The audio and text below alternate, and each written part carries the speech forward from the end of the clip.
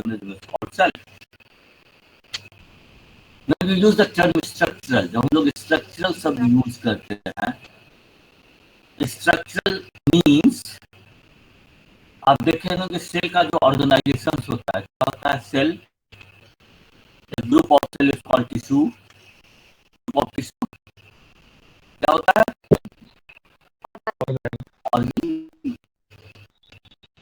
organ system organization and then organization. So it's the basic unit. तो जब हम इस पूरे ऑर्गेनाइजेशन की बात करते हैं तो we call it structural unit.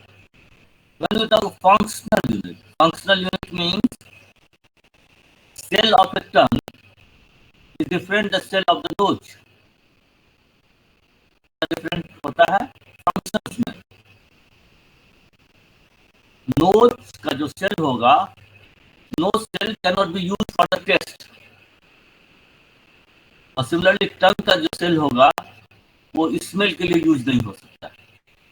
आई का सेल जो होगा वो टेस्ट के लिए यूज नहीं हो सकता है. This means each cell has some specific functional features by which we can say yes, this is the functions of these cells. तो जब भी हम सेल की बात करते हैं, आप रट्टा नहीं मारिए, try to understand it. Knowing the things and understanding the both are the different. Life में हमेशा याद रखिएगा, चीजों को जानना और चीजों को समझना both are the different. Knowing the things means if you ask what you say, what is cell, knowing the means आपने रट्टा मारा. Understanding the cell, if I will say what is a structural unit, it's very difficult to define. What is function? Why did you call functional unit? You are not able to define. So try to understand the things. And these cells were the organism की हम बात करते हैं. Organism हमने पहले आप लोग जानते हैं. One is we call it which those organisms which consist of a single cell, and those organisms which consist of the many cells. Similarly, we call it unicellular organism and multicellular organism. And what is the basic features of the cell? तो वही होता है, cell में cytoplasm होगा, उसके चारों तरफ membrane होगा. अगर सेल है या बैक्टीरिया सेल है या फंजाई का सेल है या लीफ का सेल है तो सेल वॉल होगा. साइटोप्लाज्म का उसके अंदर क्या होगा, ये डीएनए होगा, न्यूक्लियस होगा, न्यूक्लियोलस होगा, इस तरह के बहुत सारी चीजें होंगी. And on the basis of the what you call it the simplicity of the cell, on the basis of the what you the changes which are accepted by the organism, the entire cells are grouped in the eukaryotic and prokaryotic, which I have already discussed in my earlier class. Now let us come about the prokaryotic cell. Prokaryotic segments is the bacteria and cyanobacteria. Now these prokaryotic cells or bacteria are grouped on the basis of the cells. क्या होता है, अगर spectral होगा then we call it focus. अगर rod shape होगा we call it bacillus. अगर spiral shape होगा we call it spirilla. इसके अलावा स्पाइरोकीट होता है. क्या होता है, स्पाइरल फ्लेक्सिबल सेल वॉल और इसमें एक फिलामेंट. ऐसा और बहुत सारे हैं, वो वन पर वाइब्रियो नीचे comma shape and other shape आ गया. नाउ दीस सेल्स, ये जो सारे सेल हैं, ये अकेले रह सकते हैं या ग्रुप में रह सकते हैं, दो के साथ रह सकते हैं, चार के साथ रह सकते हैं. इनका जो अरेंजमेंट होता है उस अरेंजमेंट के आधार पर भी हम लोग उसको डिवाइड करते हैं. यहाँ जैसे कोकोबैसिलाई फिलामेंटस वाइब्रियो फ्यूजिफॉर्म आपको मैंने दिखाया है. और देखिए क्या होता है, अगर सेल है जैसे फोकस, अब देखिए यहाँ एक सेल है और दो सेल है, तो कॉल इट डिप्लोफोकस. हम क्या है 1 2 3 4 ये tetracoccus. And it's in a chain 1 2 1 2 3 4 5 6 in chain. Chain we call it streptococcus. अगर चेन में होगा तो प्रीफिक्स क्या होगा, स्ट्रेप्टो. अगर ग्रुप में होगा तो क्या होगा, प्रीफिक्स स्टाफिलो. याद रखिएगा, इन चेन स्ट्रेप्टो, ग्रुप में क्या होगा, स्टेफिलो, क्या होगा, उसी तरह बैसिलस हो जाएगा, डिप्लोबैसिलर, टेट्राबैसिलर, स्ट्रेप्टोबैसिलर, स्टेफिलोबैसिलर। तो इस तरह आधार पर देखिए फोकस है, दिस इज द रॉड और bacillary septate, this is the curve, this is spirillum, this is vibrio peak, whatever you call it, this is vibrio, this is spiral है, this is spirochetes। इसका जो flagella होता है, ये flagella internal होता है, हमेशा कहीं से बाहर से फ्लैजला नहीं दिखाई देगा, ठीक है, जो इंटरनल फ्लैजला है स्पाइरोकीट्स। और इस तरह के बैसिलस का डिफरेंट शेप है। तो इस तरह सेल को, इस तरह बैक्टीरियल सेल को डिफरेंट ग्रुप्स में बांटते हैं। यही आपको क्यों बताया। देखिए साइज से arrangement of cell, and this is also a criteria for the identification of organism. Now, just about the size of the bacterial cell और size of the microorganism। इसका सबसे छोटा साइज अगर आप देखते हैं किसका होता है, वायरस का होता है। वायरस में भी बैक्टीरियोफाज का कंपेरेटिवली थोड़ा साइज बड़ा होता है, 0.01 माइक्रोमीटर, 0.01 माइक्रोमीटर ऑलमोस्ट 10 नैनोमीटर के पास होता है इसका साइज। जैसे जैसे आप देखते हैं ये सब बैक्टीरिया, दिस इज बैसिलस प्लाटियम, दिस इज बैक्टीरिया, एंड जो सबसे बड़ा साइज होता है अभी तक जो रिपोर्टेड है वो है थायोमार्गारिटा नामनेसिस, इसको हम लोग 100 माइक्रोमीटर का होता है। तो आप साइज देख रहे हैं बैक्टीरिया सेल का, तो 1 माइक्रोमीटर से लेके नॉर्मली 1 to 2 माइक्रोमीटर होता है, कुछ केसेस में 10 तक होता है। It's rare that is more than 100 micrometer and even up to the 1000 micrometer.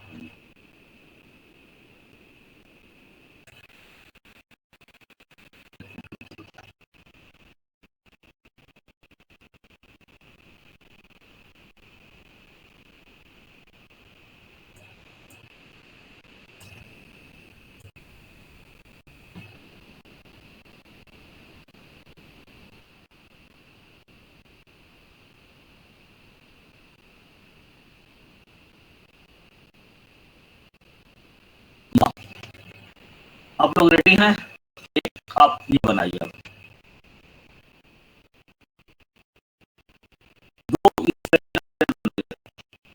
जो मस्त आप कागज करो अपने हाथ में लीजिए। Are you ready for that? Yes sir. Yes sir. दो सेल स्फेरिकल बनाइए, एक इस सेल को इस गोल बना दीजिए, एक ऐसा बना दीजिए। बना लिया?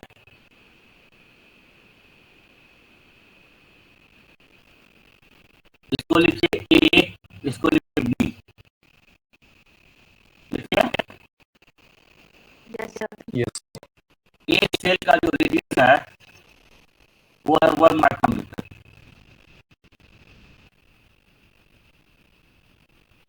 देखिए। Yes sir. बी सेल का रेडियस जो है वो है 2 माइक्रोमीटर।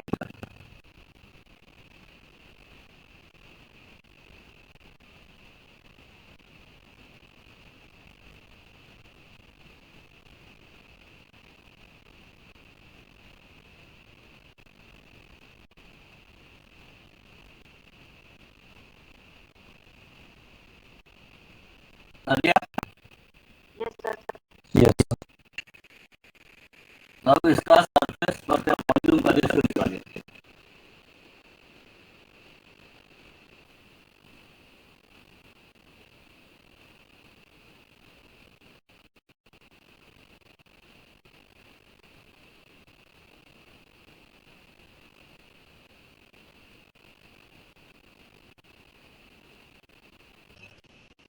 वन एंड 2/4 पहला का कितना आया? सर। आधा का 1 आया, कैसे निकाले? वॉल्यूम क्या surface by volume ratio sir r square और r क्यूब इक्वल होगा, तो 1 का स्क्वायर 1 और 1 का क्यूब भी 1 और 2 का स्क्वायर 4 और 2 का क्यूब 8, 2/4। पहले ये बताओ कि सरफेस वॉल्यूम निकालना हो तो हम लोग कौन सा फॉर्मूला यूज करते हैं स्पेरिकल के लिए? 4/3 क्या करते हैं? 4/3 pi r cube. 4/3 cube. Surface के लिए pi square. Sir pi r square. 4 pi r square. 4 pi square. Sir 4 pi r square. 4 pi square. 4 pi square को डिवाइड कीजिए 4/3 पाई आर क्यूब से, कितना आता है? Sir 3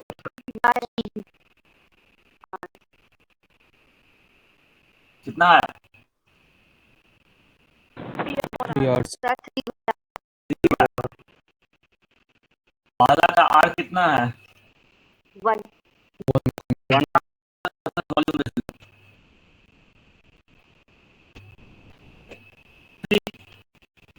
3 sir. नहीं आया 3। Yes sir. दूसरे का कितना आया? 3/2। कितना आया? 1 किसका ज्यादा आया? फर्स्ट वाले बड़े वाले का। छोटे वाले ए सर छोटा या बड़ा? छोटा से। छोटा छोटा है। क्लियर हो गया? No, try to understand. It's the surface volume ratio which makes the bacteria more efficient or prokaryotic cell more efficient than the eukaryotic cell. क्या होता है? सरफेस वॉल्यूम रेशियो जिसका जितना ज्यादा होगा, the mining ability will be more in that case. If the cell is smaller, the surface volume ratio will be larger. If the cell will be the larger, the surface volume ratio will be smaller. And this is one of the reason, यही कारण है कि bacteria जो survive करता है different conditions में, क्योंकि इसका सरफेस वॉल्यूम रेशियो ज्यादा होता है, और सरफेस वॉल्यूम रेशियो ज्यादा रहने के कारण इसके न्यूट्रिएंट माइनिंग एबिलिटी ज्यादा होते हैं, और न्यूट्रिएंट माइनिंग एबिलिटी ज्यादा होने के कारण सो the smaller sizes of the bacterial cell led to an advantage over the larger size of another organism cell in terms of the surface volume ratio and mining of the mixture. ये हमेशा आप ख्याल रखिएगा. There may be one question और हो सकता है परीक्षा में कोई हिसाब आ जाए. You may get it. Now this is the structure of the bacterial cell. अब ऑफलाइन नहीं ऑनलाइन पढ़ना है, प्रॉब्लम यही होगा कि आप डायग्राम कैसे बनाएंगे. एक तरीका होता है डायग्राम आउटर साइड से बनाइए, एक तरीका होता है डायग्राम इनर साइड से बनाइए. सबसे पहले इनर से बनाइए. This is the plasma membrane. एक इस तरह का इनर बनाइए प्लाज्मा मेम्ब्रेन का डायग्राम. ठीक है, एक गोल बना लीजिए. प्लाज्मा मेम्ब्रेन बन गया. प्लाज्मा मेम्ब्रेन के बाहर में एक लेयर दीजिए, वो बनाइए क्या? प्लाज्मा मेम्ब्रेन या सेल वॉल. दूसरा लेयर बन गया.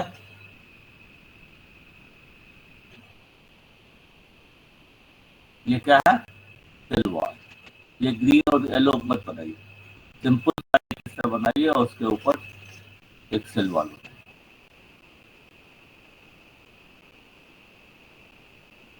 ये जो स्ट्रक्चर है इसी को चारों तरफ दिखा दीजिए. ये प्लाज्मा हो गया, सेल वॉल हो गया. इसके बाहर में एक लेयर दिखाइए, उसको दिखाइए कैप्सूल. 3 लेयर हो गया.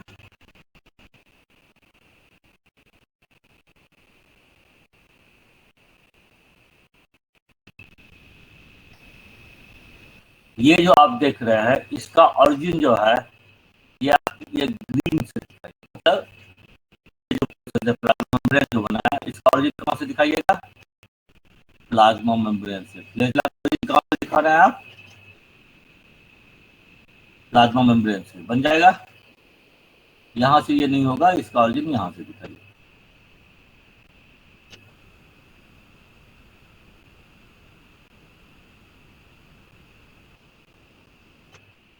ये जो पिलाई देखते हैं इसका भी ऑरिजिन कहाँ से दिखाइएगा? प्लाज्मा मेम्ब्रेन से दिखाइए। Plasma membrane. फिम्ब्रिया का भी ऑरिजिन प्लाज्मा मेम्ब्रेन से दिखाइए।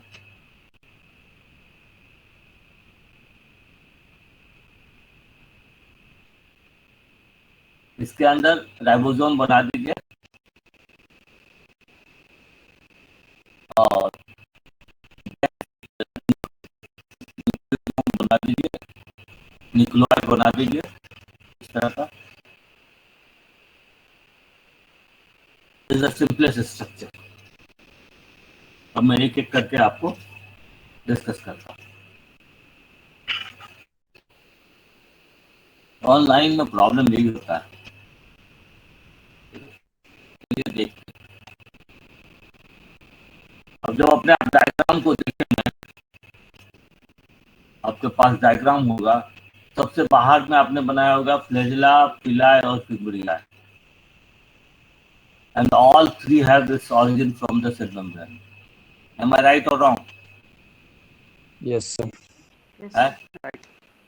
उसके बाद आपने बनाया होगा ग्लाइकोकैलिक्स, आपने लिखा है कैप्सूल या ग्लाइकोकैलिक्स। ग्लाइकोकैलिक्स दो तरह का होता है, किसी को कहते हैं कैप्सूल, किसी को कहते हैं स्लाइम लेयर, बताएंगे बाद में।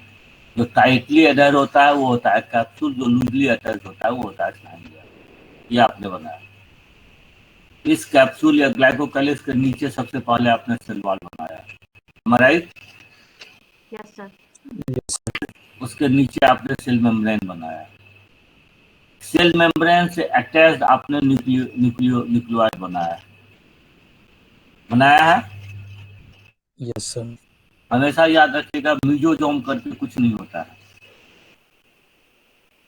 मीजोजोम जो है, जब इलेक्ट्रॉन माइक्रोस्कोप का स्लाइड बन रहा था, गलती से स्लाइड बनने में गलती हो गया था, एक इग्निशन दिखाई दिया था, लोगों ने उसको मीजोजोम नाम दे दिया था। मीजोजोम करके कुछ नहीं होता, हमेशा याद रखिए।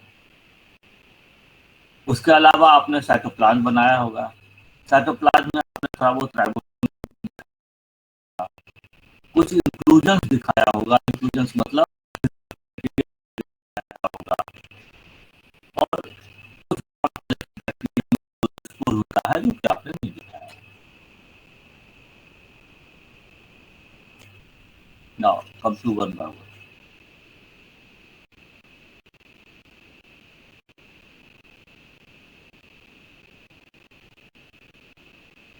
फिर मैं डिटेल आपको आगे बताता जाऊंगा। एक स्ट्रक्चर हमने कहा कि पिलाई, आपके सामने पिलाई का स्ट्रक्चर होगा, अगर आप देख रहे होंगे, am I right? Yes, Now, sir. the chemical composition of pili. If anybody will ask you, will say it's the proteinaceous in nature. Number one. What is the origin of the pili? You will say the origin of the pili is the cell membrane. The third question people will ask, what is the functions of the pili? Now, pili functions is the transfer of the genetic material.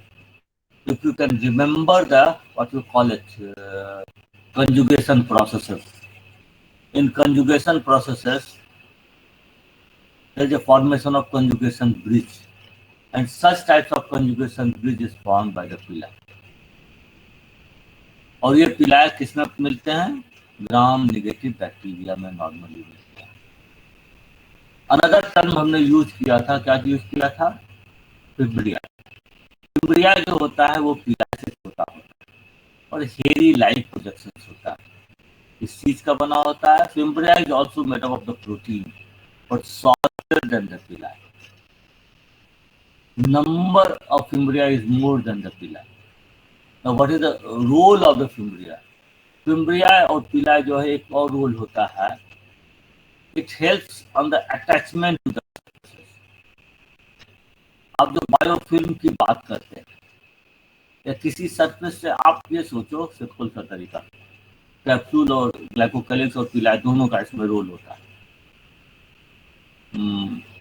Toffee खाने से क्या होता है, दांत खराब हो जाता है। We used to say toffee खाओगे दांत खराब हो जाएगा। Now what is the reason behind it? Toffee you used as a sticky material और वहां पर बायोफिल्म बन जाता है। लेकिन जब आप माउथ वॉश करते हो तो माउथ वॉश में सारे बैक्टीरिया बाहर आ जाते हैं। The disease related to your teeth और the mouth or the disease related to the urinary tract. Now these are the two sites where disease should not have been occurred. ये दो site हैं जहाँ disease नहीं होना चाहिए। एक site में यूरिनरी फ्लश से बाहर आ जाना चाहिए, कोई माइक्रोब्स नहीं रह सकता है। दूसरे साइट में माउथ में हम लोग फ्लशिंग से पानी कुल्ला करते हैं, उससे बाहर आ जाना चाहिए। ऐसा होता नहीं है। इसलिए नहीं होता है कि जो पिलाई होता है, ये फिम्ब्रिया होता है और ग्लाइकोकैलिक्स होता है, वो हेल्प करता है सरफेस से अटैचमेंट। और एक बार जब सरफेस से वो अटैच हो जाता है तब वो अपना गांव बनाता है, बायो विलेज बनाता है, जिसको हम लोग बायोफिल्म करते हैं। तो पिलाई फिम्ब्रिया का रोल हमने क्या हुआ, एक तो जेनेटिक ट्रांसफर पिलाई का हुआ और फिम्ब्रिया का क्या हुआ, अटैचमेंट टू द सरफेसेस। और पिलाई और फिम्ब्रिया बहुत केसेस में क्या होता है, related to the disease also. Another is one we call it flagellum. Flagella किस चीज का अरेंजमेंट क्या होता है? अगर यूकैरियोटिक फ्लैजला की बात करोगे तो इससे 9+2 arrangement. In case of eukaryotic flagella there is no 9+2 arrangement नहीं होता है, हमेशा याद रखिएगा। और फ्लैजला प्रोटीन का बना होता है। इस प्रोटीन को कहते हैं फ्लैजलीन। पाइलस प्रोटीन को कहते हैं पिलीन, इसको कहते हैं फ्लैजलीन प्रोटीन से बना होता है। डिटेल आप देखेंगे कैसे बेसल बॉडी होता है, हुक होता है और इस स्ट्रक्चर आप देखेंगे। Role of the flagella in the motility, ये क्या करता है, बैक्टीरिया को दौड़ने में मदद करता है, बैक्टीरिया को चलने में मदद करता है। और ये मेनली जो है बैसिलस फॉर्म में होता है, स्पाइरला में होता है, कोकाई में इसका कम होता है। Again number and placement we will discuss later on. Major ये पूरा टेबल आपको याद होना चाहिए। थर्ड इज ग्लाइकोकैलिक्स और कैप्सूल। कैप्सूल किसका बना होता है? ये दोनों structure both are in proportion proteinaceous in nature, but glycocalyx is made of polysaccharides with small proteins. आप देखे होंगे अगर आप चावल या दाल किसी चीज को छोड़ दीजिए तो बिल्कुल नेजल जैसे ड्रॉप आता है, नेजल ड्रॉप की तरह उसका ये हो जाता है, चिपचिपा हो जाता है। वो जो चिपचिपाहट होता है वो ग्लाइकोकैलिक्स के चलते होता है, वो पॉलीसैकेराइड के चलते होता है और थोड़ा प्रोटीन होता है। ये ग्लाइकोकैलिक्स और जो होता है इसको दो तरह के कहते हैं। एक को कहते हैं कैप्सूल, एक को कहते हैं स्लाइम लेयर। अगर ग्लाइकोकैलिक्स बैक्टीरिया के सेल वॉल से टाइटली अटैच होता है then we call it capsule, और अगर वो लूजली अटैच होता है तो उसको कहते हैं स्लाइम लेयर।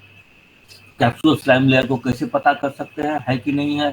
अगर पानी में बैक्टीरिया को डाल के सेक करें, अगर स्लाइम लेयर होगा तो पानी आराम से उसका कैप्सूल बाहर निकल जाएगा और वो वाटर जो होगा किस तरह का हो जाएगा, नेजल ड्रॉप टाइप हो जाएगा वाटर का, वो ट्रांसलूसेंट टाइप हो जाएगा वाटर का। और अगर कैप्सूल होगा तो इजीली नहीं निकलेगा। कैप्सूल और इसका रोल तो एक बता दिए, अटैचमेंट में रोल होता है, डेसिकेशन से बचाता है और डिजीज से भी रिलेटेड होता है। अगर आपको याद होगा, अगर आप ट्रांसफॉर्मेशन या अगर आपको याद होगा ट्रांसफॉर्मेशन पे एक हम लोग पढ़ते थे आर स्ट्रेन, एक पढ़ते थे एस स्ट्रेन, यही पढ़ते थे ना कि अगर हम आर स्ट्रेन होता है और एस स्ट्रेन होता है वो डिजीज करता है, आर स्ट्रेन डिजीज नहीं करता है। एस स्ट्रेन इसलिए करता है कि स्मूथ होता है और स्मूथ इसलिए होता है क्योंकि उसमें कैप्सूल होता है। तो कैप्सूल का संबंध डिजीज से भी है, कैप्सूल का संबंध बायोफिल्म से भी है। कैप्सूल के नीचे सेल वॉल होता है और बैक्टीरियल सेल वॉल को हम लोग जो है किस चीज का बना होता है, what is composition, peptidoglycan. This means peptide means protein और ग्लाइकन मींस ग्लूकोज। इसका मतलब इसमें कार्बोहाइड्रेट भी होता है और प्रोटीन भी होता है। और normally N acetyl muramic acid, N acetyl glucosamine, NAM और NAG, N acetyl muramic acid, N acetyl glucosamine, ये जो है ये इसका बैकबोन बनाता है, NAM NAG का बैकबोन बनाता है। और ये NM NAM और NAG के बैकबोन के साथ 4 एमिनो एसिड लगे होते हैं, L-alanine, D-glutamic acid, डायमिनोफॉर्मिलिक acid and D-alanine। और इसके बाद एक जो ये साइड चेन होता है और दूसरा साइड चेन होता है, दोनों साइड चेन आगे आप देखेंगे किस तरह पेप्टाइड क्रॉस ब्रिज से जुड़ा रहता है। और व्हेन वी से पेप्टाइड क्रॉस ब्रिज, इसका मतलब पेप्टाइड मतलब CONH, वही ना होता है पेप्टाइड। अगर आप रिकॉल कीजिएगा COH और NH2 के बीच जो बॉन्ड बनता है, नहीं एमिनो ग्रुप और कार्बोक्सिल ग्रुप के बीच में बॉन्ड बनता है, और वो जो बॉन्ड बनता है, बॉन्ड बना के क्या बनाता है, H2O मॉलिक्यूल निकल जाता है और CONH बनाता है, तो उसी को हम लोग पेप्टाइड ग्रुप बोलते हैं। और ये सेल वॉल क्या करता है, सेल को प्रोटेक्ट करता है, सेल लाइसिस से बचाता है, उसके सेल डिफरेंशिएट करता है। And on the basis of the cell wall, bacteria are divided into gram-positive and gram-negative also. Those bacteria which retain the color of the crystal violet, we call it gram-positive.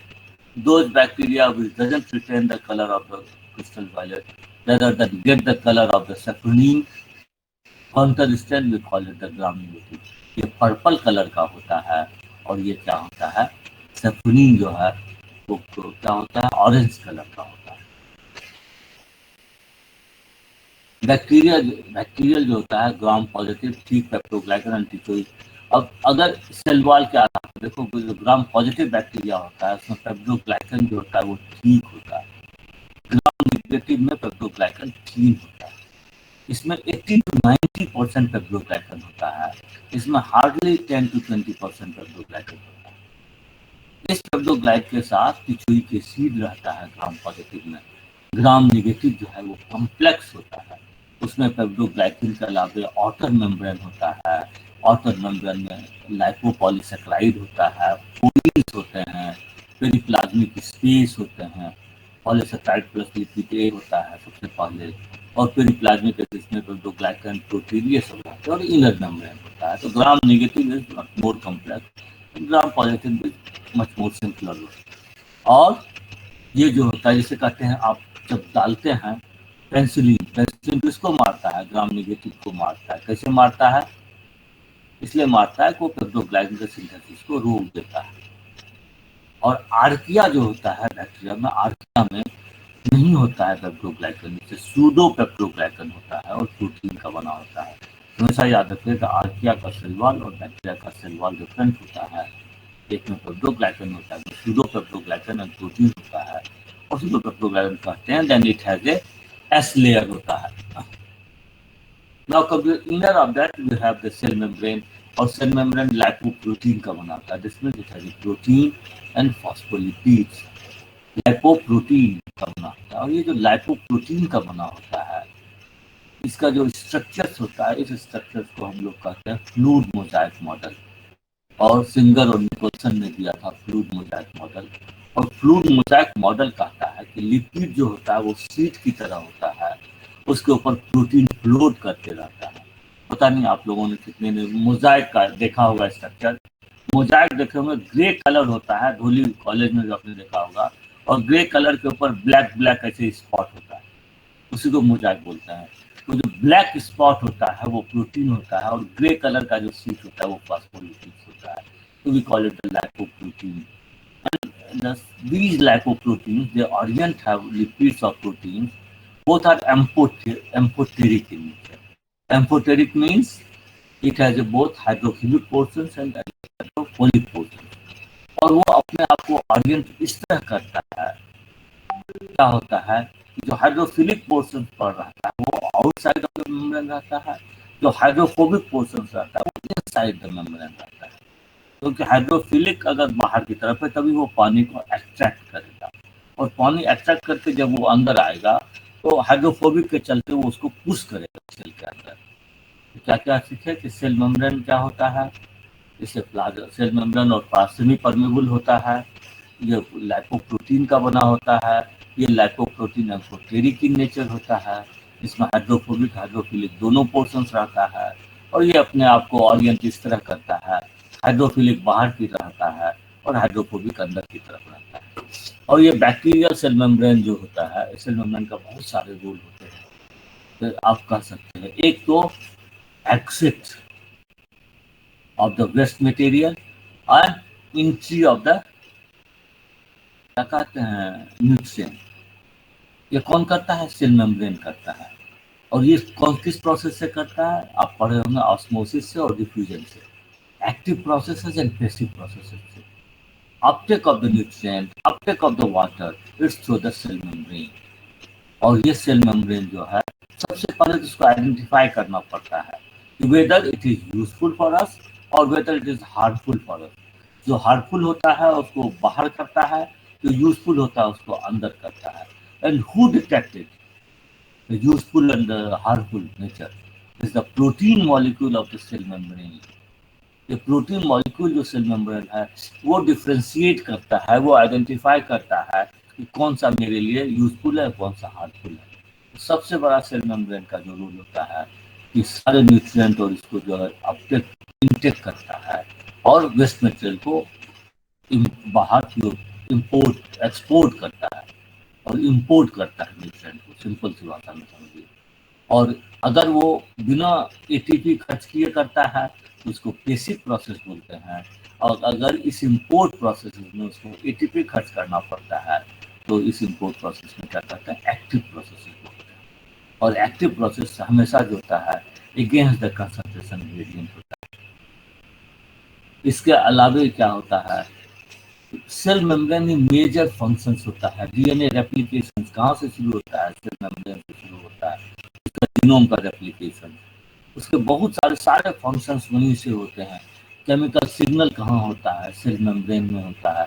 आपस में जो बात करता है bacteria, कहाँ से जाता है? वो सेल मेम्ब्रेन से होता है। इंजाइमेटिक एक्टिविटी का साइट क्या होता है? सेल मेम्ब्रेन होता है। सेल वॉल, सेल रिपेयर कौन करता है? सेल मेम्ब्रेन करता है। सिंथेसिस नए कंपोनेंट को कौन करता है? सेल मेम्ब्रेन करता है। Cell membrane have a multi functional role in the case of the bacteria.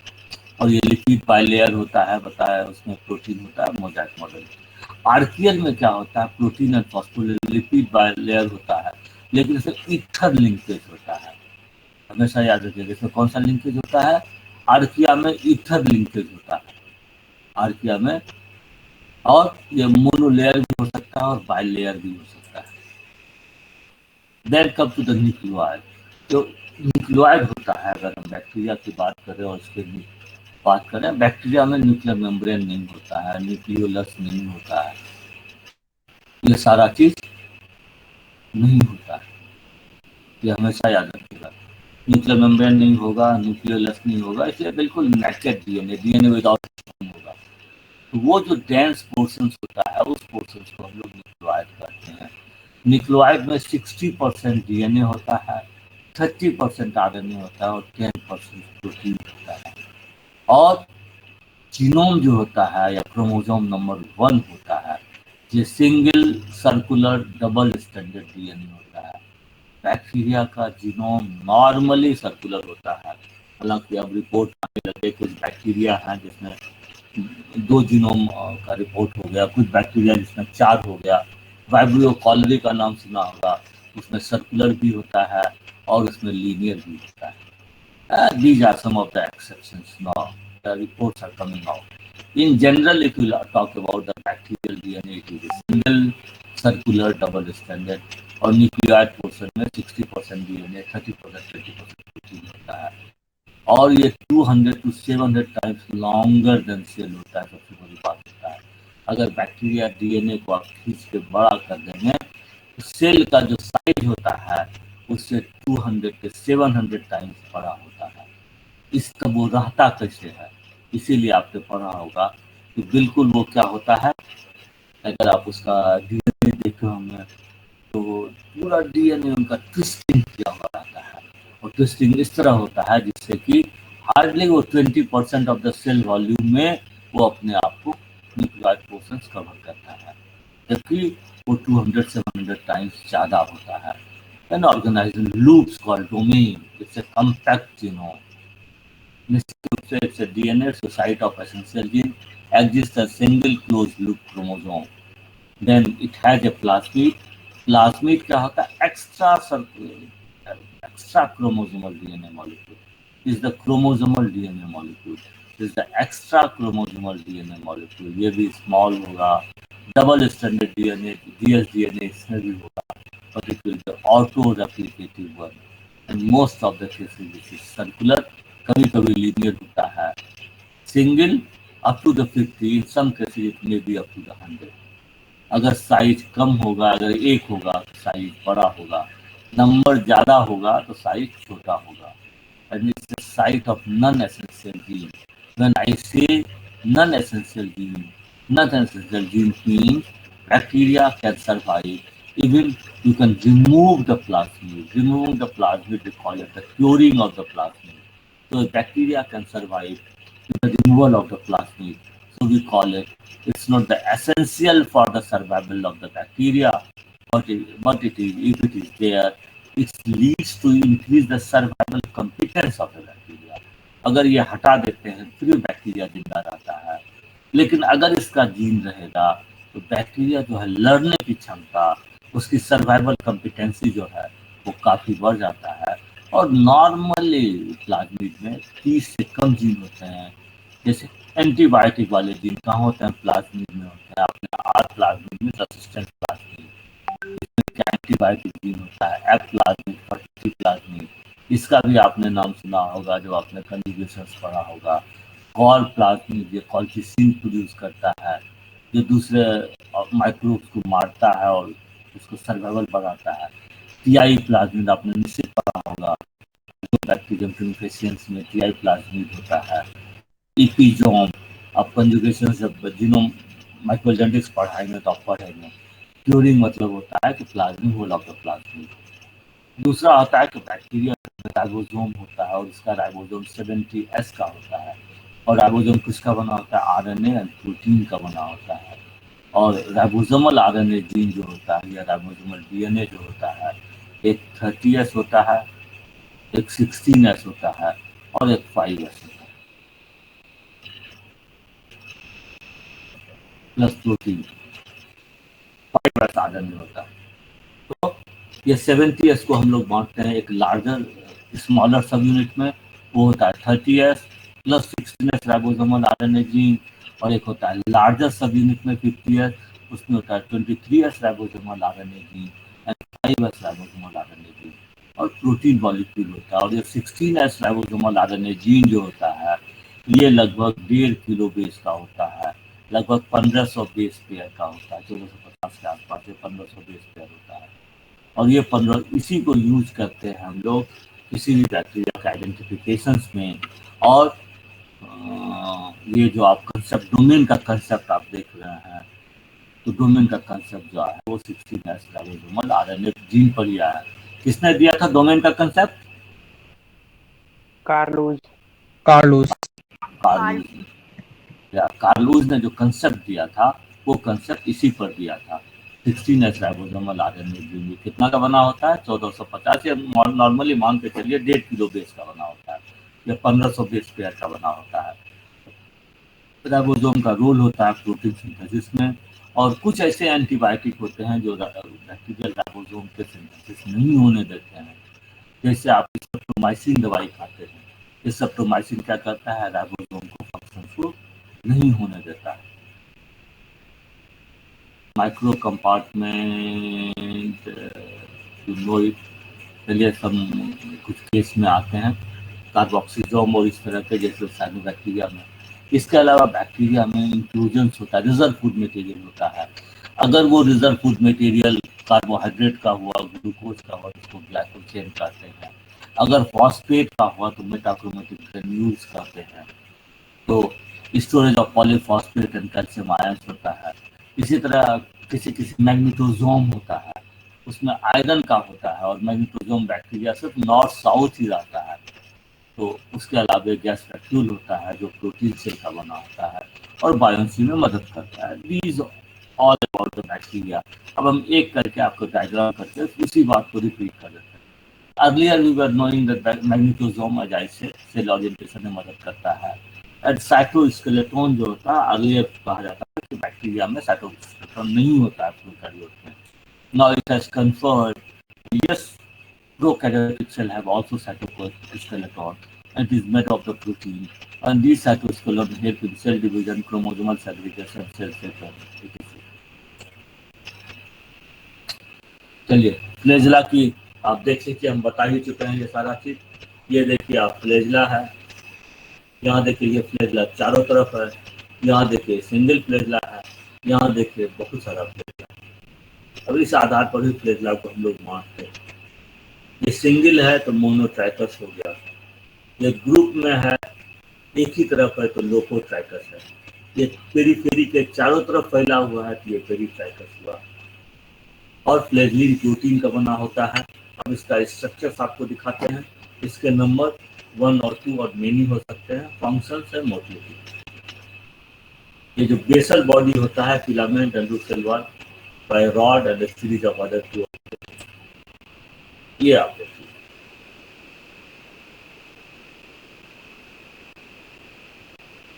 इतना कम्प्लेक्स डायग्राम बनाना मुश्किल होगा।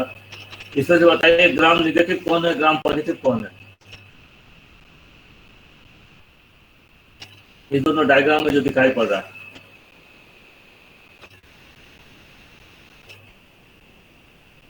पेप्टिडोग्लाइकन किस में ज्यादा होता है, ग्राम पॉजिटिव में कि ग्राम नेगेटिव नेगेटिव में नहीं, पॉजिटिव में होता है ना पॉजिटिव। ओह शिट, तभी तो नहीं निकल पाता है ये क्रिस्टल वायलेट। ये इतने सारे लेयर होते हैं 80 to 90%। ग्राम पॉजिटिव बिल्कुल सिंपल होता है, देखो सेल मेम्ब्रेन है और ये है, इसमें टिचोइड एसिड रहता है। ग्राम नेगेटिव में देखो सेल मेम्ब्रेन है, पेरिप्लाज्मिक स्पेस है, ये पेप्टिडोग्लाइकन इतना छोटा सा, और फिर एलपीएस है। अब एक होता है बेसल बॉडी, एक होता है ट्यूब और एक होता है फिलामेंट। फिलामेंट बना होता है फ्लैजेलिन प्रोटीन का। देखो दो तरह का रिंग होता है, रिंग कौन होता है तुम अभी दो ही सीखो। एक होता है एलपी रिंग और एक रहता है SM ring. SM means semi permeable. तो एसएम रिंग कहाँ होगा, प्लाज्मा मेम्ब्रेन में, याद रहेगा? एसएम रिंग कहाँ रहेगा, प्लाज्मा मेम्ब्रेन में, ठीक है। एलपी रिंग, एलपी रिंग कहाँ रहेगा, सेल वॉल में रहेगा, लाइपोपॉलीसैकेराइड इसमें रहेगा, सेल वॉल में रहेगा। एक होता है जो ग्राम पॉजिटिव सेल वॉल होता है, उसमें सिर्फ एसएम रिंग रहता है। जो ग्राम निगेटिव सेल वॉल होता है उसमें एलएम एलपी रिंग भी रहता है और एसएम रिंग भी रहता है। हालांकि अब सी रिंग भी आ गया है और सब आ गया है, लेकिन आप इतना याद रखो। ये बता दिए मोनोट्राइकस, ये बताया था, देखो सिंगल है, ये देखो ग्रुप में है, एक ही इन में है तो लोपो हो गया, दोनों इन में है एम्फी हो गया, और चारों तरफ है तो पेरिट्राइकस।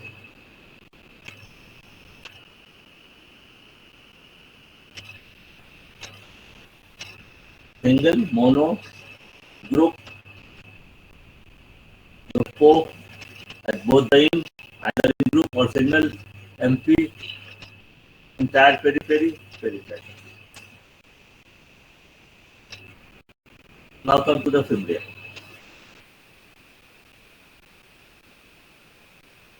ये जो सीधा फिम्ब्रिया, आप तुमको क्या बताया कि फिम्ब्रिया का साइज, ये देखो ये फिम्ब्रिया, और फिम्ब्रिया का हमने किस चीज का बना होता है, हमने बताया था प्रोटीन का बना होता है। क्या करता है, इसको अटैचमेंट में मदद करता है। Sticky blister like projection used by bacteria to adhere to one another to host that is substances in environment.